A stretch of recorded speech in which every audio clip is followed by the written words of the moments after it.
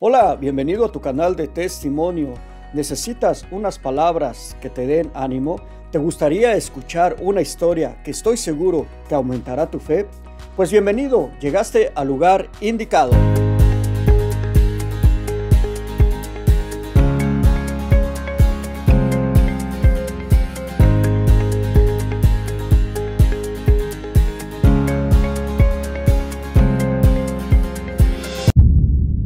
Soy Arturo Medina, predicador misionero católico, y me da muchísimo gusto saludarte. Quiero invitarte a que si tú tienes un testimonio, Dios se ha manifestado en tu vida y te ha dado una nueva oportunidad, pues te exhorto a que compartas con nosotros esa bonita historia que tienes aquí guardada. Mi hermano, mi hermana, ese testimonio que Dios te ha regalado no es para que lo pusieras en un cajón y lo encerraras, es para que hablaras. La presencia de Dios en tu vida se ha dado para que tú le digas a miles de personas que Dios está vivo y que hay una esperanza. Hay personas que están esperando tus palabras, que están esperando escuchar que Dios realmente se ha manifestado en una persona, y esa personita eres tú. Habla, comparte con nosotros ese testimonio. En este momento estás viendo en la pantalla los números de teléfono de Canal de Testimonio. Háblanos, mándanos un mensaje de texto y dinos: mi nombre es tal, soy de tal parte y quiero dar mi testimonio.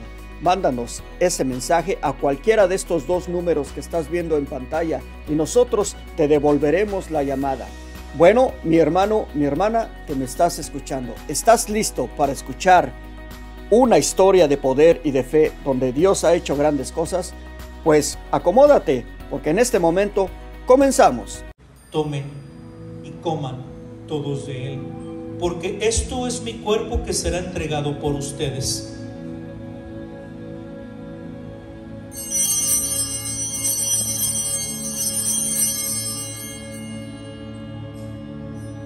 Tomen y beban todos de él, porque este es el cáliz de mi sangre, sangre de la alianza nueva y eterna, que será derramada por ustedes y por todos para el perdón de los pecados.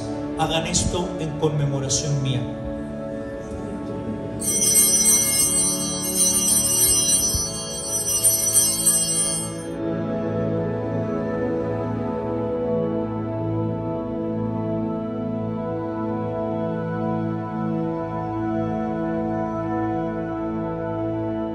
Hola mis queridos hermanos, gracias por estar en su canal de testimonio. Y bueno, estamos muy contentos, estamos compartiendo aquí en un retiro en Arroyo Grande, en la iglesia de San Patricio.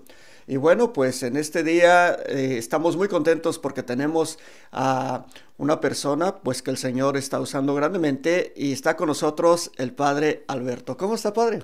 Bien, gracias a Dios, bien, bien. Qué bueno, gloria a Dios. Bueno, mis hermanos, pues vamos a comenzar en esta mañana y hoy vamos a conocer un poquito más de la vida de un sacerdote especial.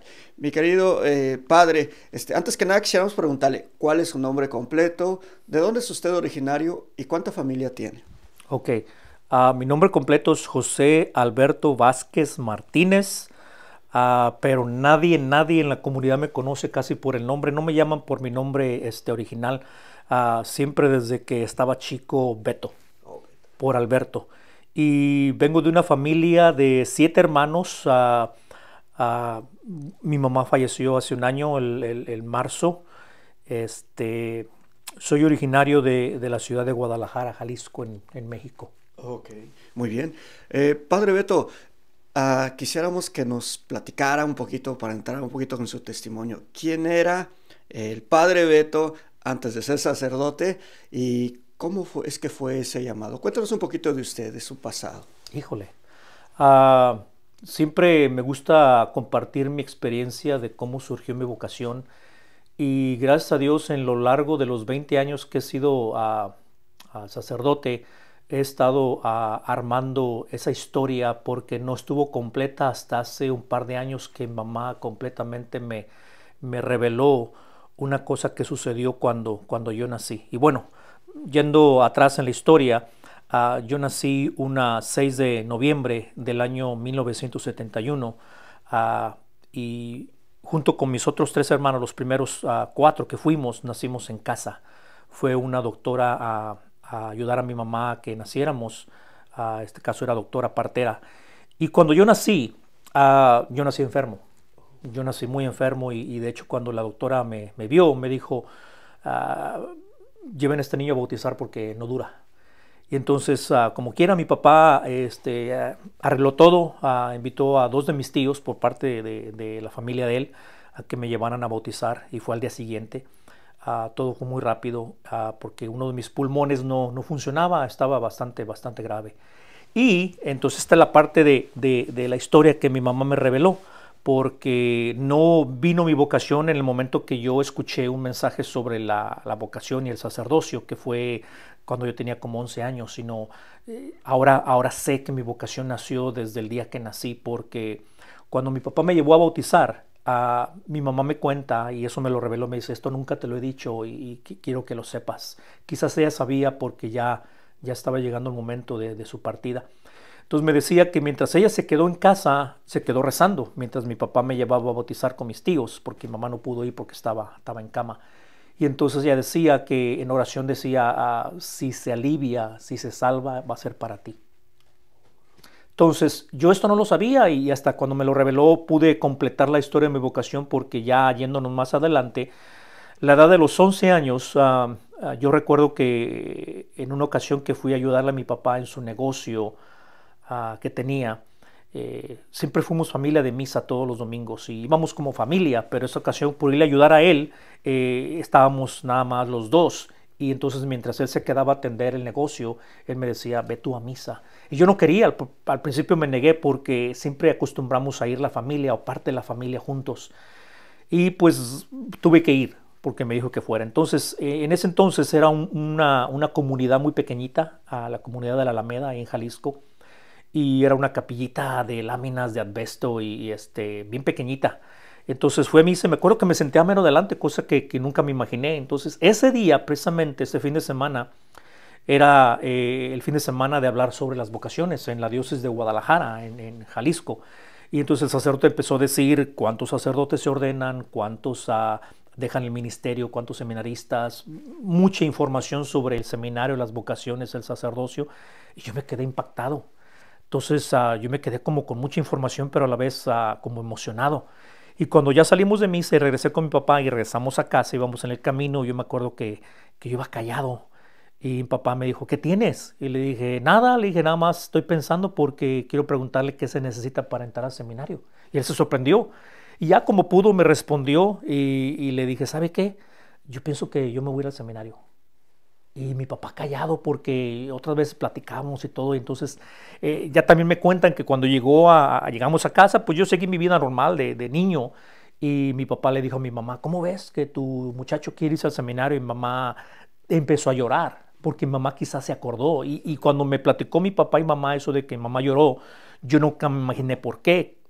Pensé que de alegría y todo, pero no, de acordarse de cuando yo nací, ella hizo la promesa.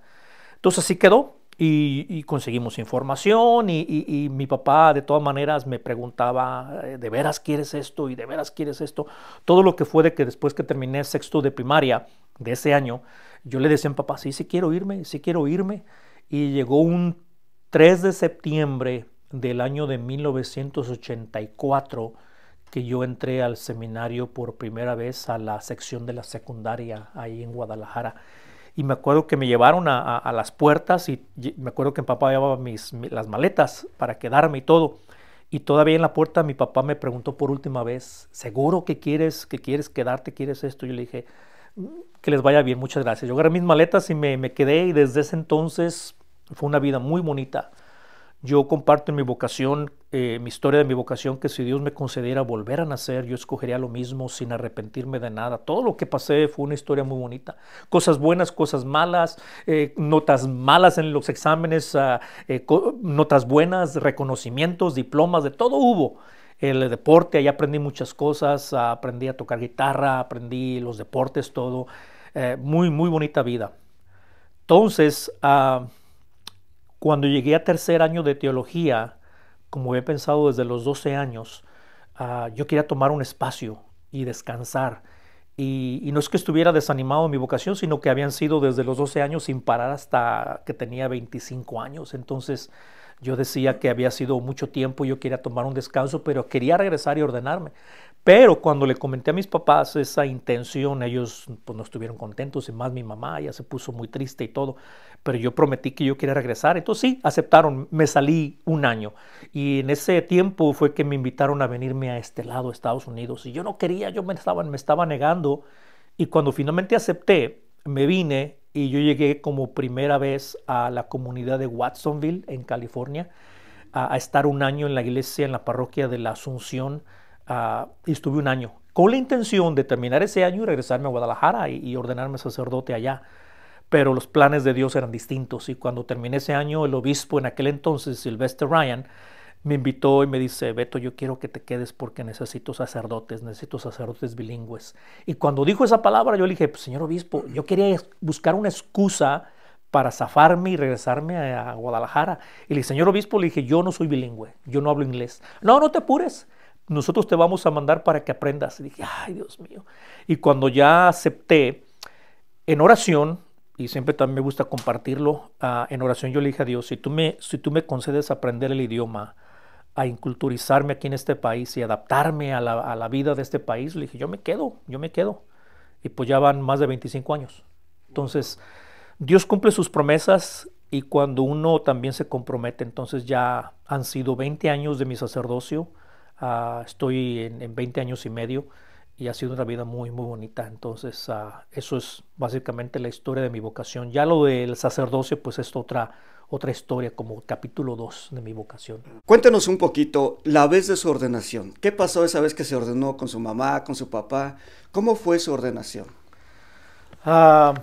Yo me ordené diácono precisamente ese año, el 2002. El 25 de febrero del 2002 me ordené diácono, o más bien el obispo me ordenó diácono. Aquí en la parroquia de San Patricio, precisamente esta fue, como quien dice, mi parroquia de nacimiento en mi ministerio diaconal y sacerdotal. Entonces yo me ordené diácono y me quedé en esta parroquia como diácono, y en ese mismo año nos dieron fecha de ordenación sacerdotal, y fue el 13 de julio del año 2002. Y en ese entonces el obispo, por lo contento que estuvo con nosotros, que fuimos un grupo de 4, nos concedió ordenarnos en nuestros lugares no de nacimiento, pero lugar donde viven nuestros padres. Y entonces yo me ordené el 13 de julio del 2002 en la parroquia de San José del Castillo, cerca de donde viven mis padres. Bueno, esa parroquia de hecho era la cabecera, era la parroquia principal a la cual la colonia donde viven mis padres pertenece. Y pues el padre Vicente Rojas, en paz descanse, fue el que organizó mi ordenación. Fue una experiencia muy bonita, porque precisamente lo que puedo resaltar es que una tradición en la diócesis de Guadalajara, en muchas diócesis de México, es que el diácono que ya es presentado para ser ordenado sacerdote se arrodilla enfrente de sus padres para recibir la bendición, para que lo preparen para el sacerdocio. Entonces, cuando me llamaron mi nombre, ¿verdad?, para ser ordenado sacerdote, y hay una fotografía muy bonita, me arrodillé con mis padres y me dieron la bendición y todo. Ya me arrimé, ya fue el proceso de iniciar mi ordenación en la celebración de la misa. Y desde ese entonces terminamos, fueron días de estar con la familia y todo para celebrar. Tuve mi primera misa, que se le llama cantamisa, ahí precisamente en la colonia, y el padre Filiberto, también en paz descanse, un sacerdote muy santo, fue el que me ayudó a organizar la celebración. Y algo bien curioso, el día de la ordenación, precisamente días antes yo le había preguntado a mi mamá sobre mi catequista que tuve cuando mi primera comunión, y le dije: oye, mamá, le dije, ¿no has sabido de la catequista que me preparó para la primera comunión? Dijo: no, desde que nos movimos de Miravalle, una colonia de Guadalajara, jamás volví a saber de ella. Le dije: bueno, así quedó. Y mi mamá había ido a contratar un coro para que cantara en mi primera misa, precisamente de la Catedral de Guadalajara. Y así quedó. Entonces, cuando ya yo estaba preparando todo, y de hecho ese día llovió mucho, y tuvimos que pasar del kiosco donde iba a ser la misa a un lugar que estaba cerrado, como un salón. Y ahí que veo a esta señora y se me hizo conocida, y entonces que me arrimo y le dije: ¿no se acuerda de mí? Y se me queda viendo, pues estaba chaparrita la señora, se me queda viendo así para arriba y me dice: no. Le dije, usted me enseñó el catecismo. Oh. Y la señora me dice, ¿cómo? Ya empecé a decir, sí, usted vivía o vive en Miravalle. Le dice, sí, sí, sí. Pero yo me moví a otra colonia, pero sí, sí me acuerdo. Le dije, usted me enseñó el catecismo. Nosotros vivíamos de la esquina donde usted vivía a la otra esquina. Ya empezamos a dar historia y todo. Y bien contenta. Pues pero no habló hasta el final de la misa. Me pidió que le diera el micrófono y habló. Me dice, yo me siento muy contenta el día de hoy. Yo pienso que Dios ya hizo algo en mí que nunca me imaginé, porque de todos los niños que yo enseñé el catecismo, nunca me imaginé que uno de ellos iba a un día a ser ordenado sacerdote. Entonces yo me quedé como impresionado, porque Dios me regaló el que ella hubiera estado ese día para en público agradecerle, porque sembró esa semillita con la preparación del catecismo para mi primera comunión, y después vino la confirmación, todo lo demás. Pero son detalles de Dios que los pongo como en mi historia de la vocación, en mi historia de mi vocación, y son cosas así impresionantes y llenas de contenido. Sí. En el transcurso, porque usted dice que a los 11 años empezó ese llamamiento. En el transcurso de los 11 años hasta que se ordenó, ¿cómo sentía que Dios le estaba llamando, que Dios lo quería para esto? ¿Qué manifestaciones había? Mira, a veces uno no pone atención porque son detalles que después uno recuerda, por ejemplo, de cómo las cosas se van acomodando, tus calificaciones, tus materias, la convivencia, el apostolado, que todo va saliendo bien, y no por uno, sino por Dios que va abriendo el camino. Y a veces cuando pasan cosas negativas, yo también como que renegaba y decía, esto no es para mí. A mí se me hace que Dios se equivocó. Yo decía, Señor, te equivocaste, esto no es para mí, porque me está yendo mal. Pero se nos olvida que en el camino de Dios va a haber de todo. Va a haber cosas buenas, cosas malas. Y si nos fijamos más o ponemos más atención en lo malo, yo pienso que muchas cosas que Dios tiene planeado para el mundo con nuestra colaboración no se llevaría a cabo, porque finalmente nos llenamos de cobardía y de miedo, y no logramos decirle sí a Dios. Entonces, por todo eso fui descubriendo, y más porque también una bendición que Dios me dio en mi vida fue que en cierto tiempo yo noté una gracia en cuestiones también de predicar y de manifestar mis ideas.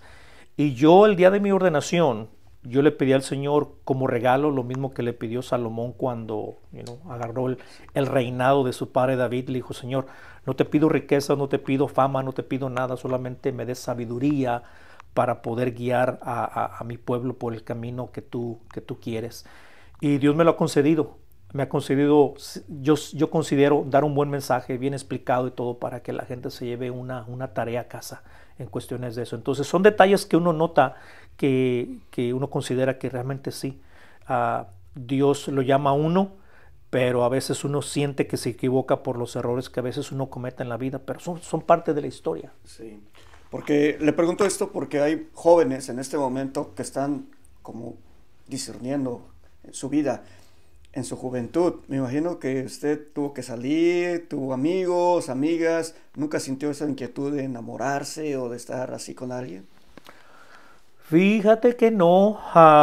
Tuve amigos, amigas, y no que yo negara la idea de que algo más se presentara, pero yo siempre tuve muy, muy firme mi deseo de la ordenación, pero yo nunca me imaginé ni casado, ni formando una familia, no porque te digo que se negara uno, pero y yo conocí y he conocido todavía muchachas muy, muy guapas, y lo que a veces uno piensa es que a mí se me hace que los que están de sacerdotes no les han de gustar las mujeres porque por eso están ahí. Y yo quiero decir en mi historia, al contrario, porque nos gustan las mujeres, estamos aquí, pero hemos hecho una decisión de seguir esta vocación y no seguir una vida de matrimonio, pero es parte también del proceso de la vocación, de entender perfectamente lo que Dios quiere de uno. Y sí me tocó ver compañeros que se llegaron a enamorar, que se llegaron a encontrar una amiga, y de ahí comenzó ya una relación seria y todo, y tuvieron que dejar el seminario, y pues son los caminos. ¿Y qué había con sus hermanos? ¿Cómo tomaban su vocación de usted, su anhelo de ser sacerdote? De lo más normal. Yo nunca vi como que tratarlo ¿verdad? Con las puntitas de las manos, porque pues es el seminarista. Lo que sí era curioso es que cuando yo iba de fin de semana a visitar a mis padres, estando en el seminario, o de vacaciones, pues claro, obvio, mi mamá, por el gusto de que yo iba a estar ahí en la familia, pues me preparaba mis comidas favoritas y luego pues me tenía que arreglar mi ropa y plancharla y todo. Y me acuerdo que mis hermanos siempre como que bromeaban y decían, uy, sí, viene tu hijo, el seminarista, y lo atiendes y todo. Y mamá les dijo, apláquense, así era la palabra de mamá, apláquense, ustedes todo el tiempo están aquí y me tienen todo el tiempo, pero él no está aquí con nosotros, entonces deberían sentirse contentos. Pero mis hermanos lo decían de broma, sí. Pero era parte de, pero nunca lo vi como algo así muy de que especial, o que me trataran de una manera especial. Lo que sí recuerdo cuando ya recién ordenado, que ya estaba en los primeros días ya recién ordenado, me acuerdo que una vez, pues mis hermanos siempre nos hemos llevado así de bromas y todo, y me acuerdo que mi papá les decía, ya respétenlo porque es sacerdote. Y yo le dije a mi papá, me acuerdo que le dije, no, nada de respeto. Le dije, porque primero soy hijo, primero soy hermano, que haber sido sacerdote. Entonces esto no implica que me van a tener que tratar de una manera especial, distinto a los demás. Y no, siempre nos la hemos llevado muy bien con mis hermanos y hermanas. Nos hemos visto muy bien, con respeto, así como nos enseñaron nuestros padres. Muy bien. Usted nos decía que hace poco había fallecido su mamá. Usted como sacerdote, ¿cuál fue su función en ese momento, en su funeral?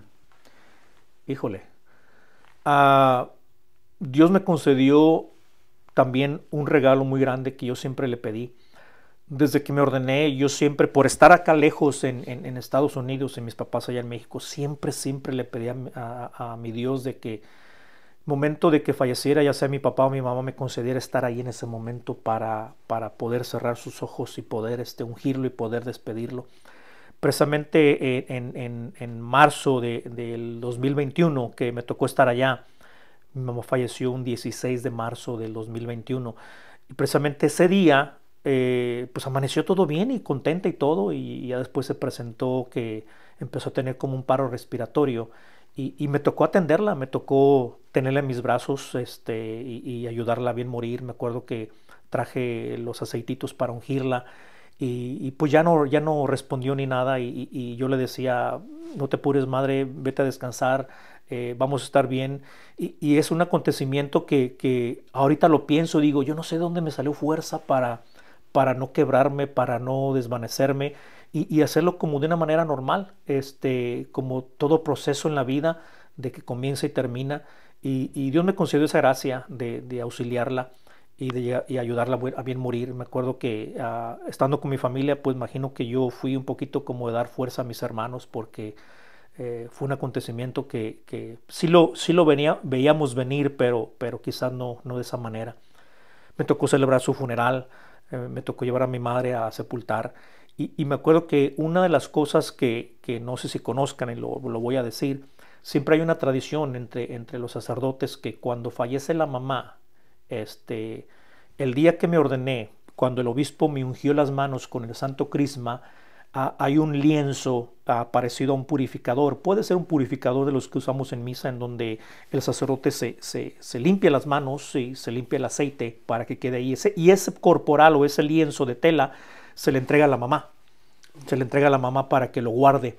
Y ese lienzo, siempre está la tradición que cuando la mamá fallece se pone en el féretro adentro. Y yo lo he dicho en las misas cuando regresé de que falleció mi mamá, yo le decía a la gente que es el boletito de mi mamá para entrar al cielo, ¿verdad? Entonces se lo pusimos en sus manos y se lo llevó como su entrada al cielo. Entonces también está otra tradición de que cuando ya el papá fallece, a él se le pone la primera estola de los ornamentos que usó uno en la ordenación, para que también se lo lleve con él. Entonces pues ya lo tengo el boleto para mi papá, pero pues hasta cuando Dios quiera. Y ese fue el detalle que también sucedió el día del funeral de mamá, que le pusimos ese boletito para que entrara al cielo. Y yo me imaginaba a mi mamá entrando y Dios preguntándole, a ver, preséntame cuentas.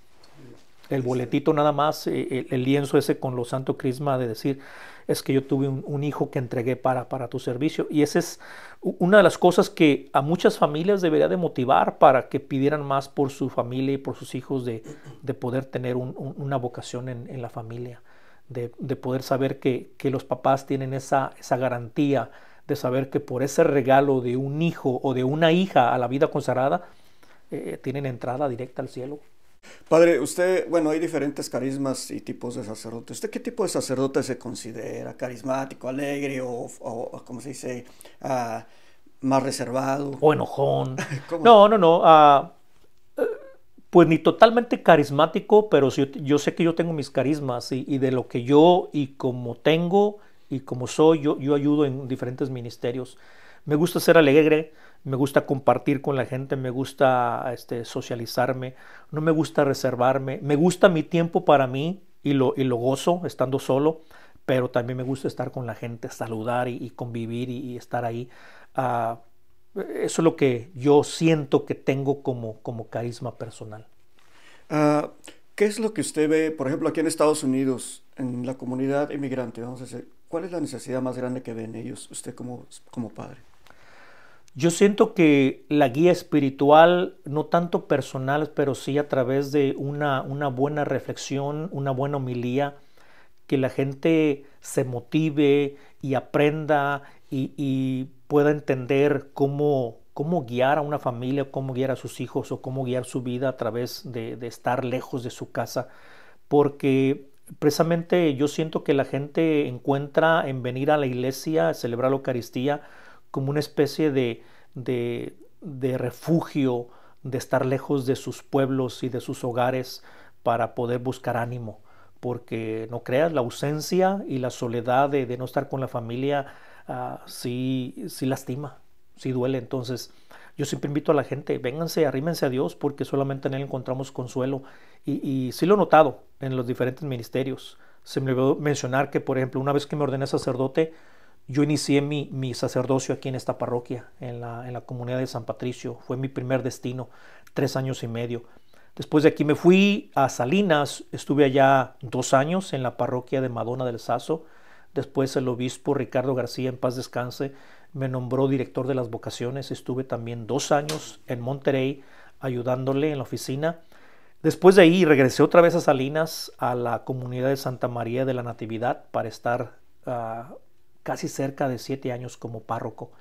Y de ahí regresé aquí, porque el obispo me había dicho, yo sé que la gente te quiere en Arroyo y un día te voy a hacer que regreses allá.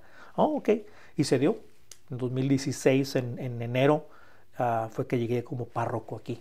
Okay. Cosa increíble, porque es bien raro que un sacerdote que inicia en una parroquia como vicario y que después se va, pueda regresar nuevamente como párroco en esa misma comunidad. A veces es bien raro y pues yo aquí lo estoy viviendo. Okay. Muy bien, y ahora ya casi para terminar vamos a entrar a 3 preguntas personales, padre. La pregunta número 1, ¿qué hace en sus tiempos libres? ¿Cuál es su pasatiempo favorito?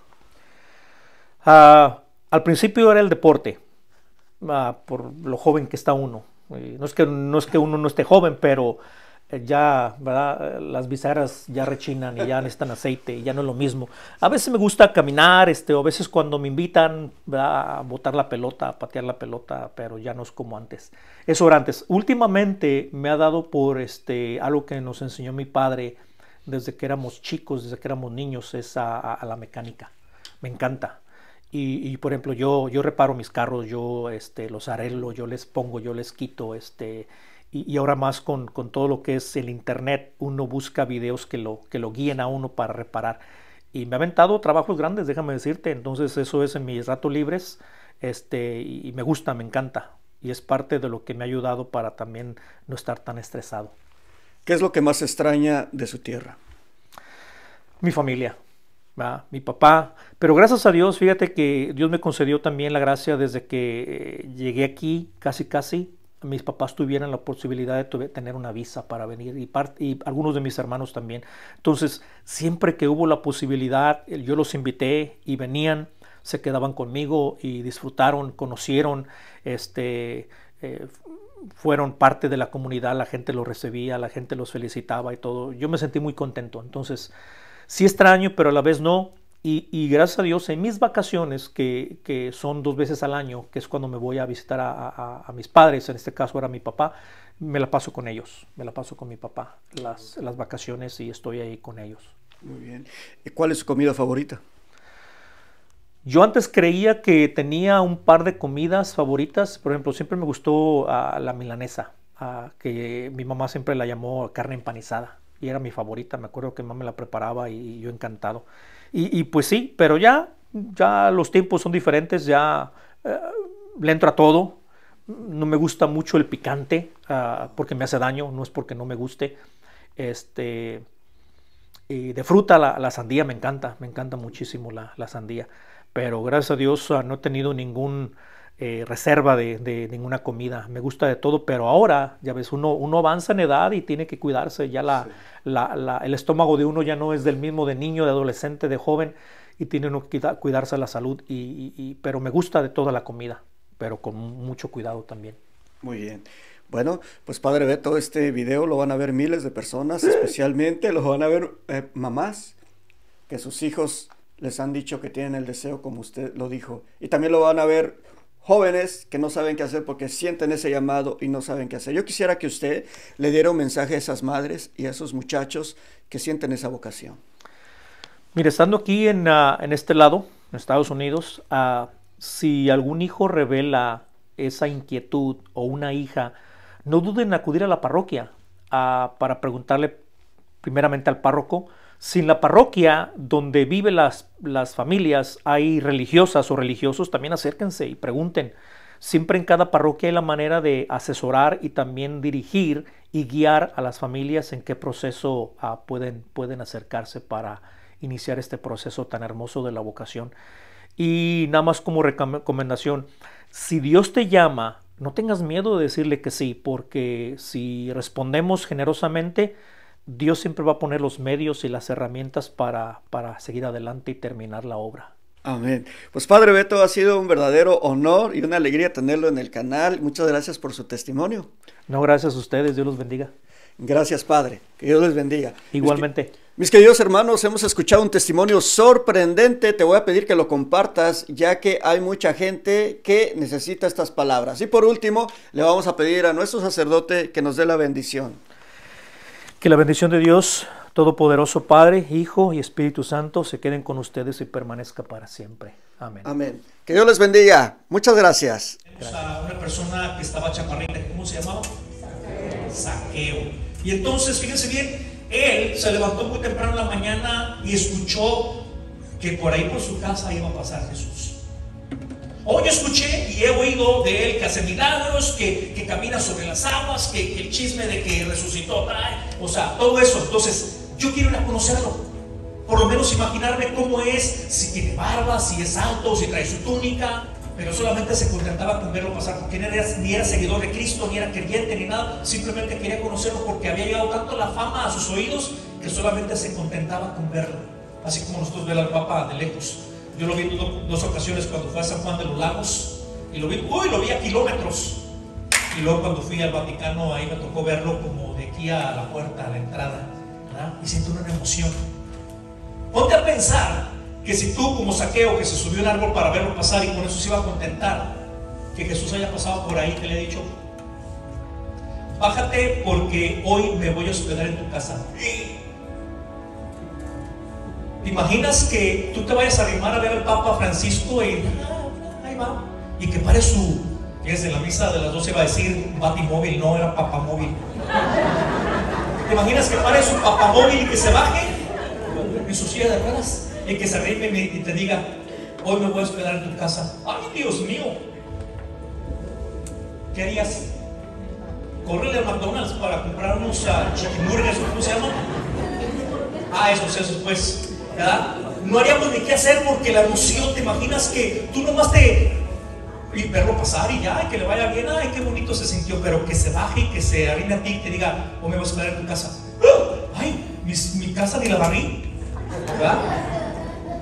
Las camas están extendidas, ¿verdad? Y tengo casa llena, ¿dónde lo voy a acostar? ¿Verdad? Y el baño, ay, Dios mío, ¿verdad? Entonces, fíjense pero sintió muy contento y ya, sabrá Dios cómo haya tenido su casa. Pero dice que muy contento se bajó y lo recibió. Ese es el primer movimiento de Cristo para ti. Hoy Cristo te invitó a venir y tú quizás viniste para verlo pasar. Te ibas a contentar con que iban a predicar y pues por aquí me iba a entrar y por acá me iba a salir. Porque cuando venimos a la misa hay un doble encuentro con nosotros, con Cristo, con Dios en su palabra, en el banquete de la Eucaristía, en donde ahí se hace presente y te dice: hoy quiero quedarme en tu casa.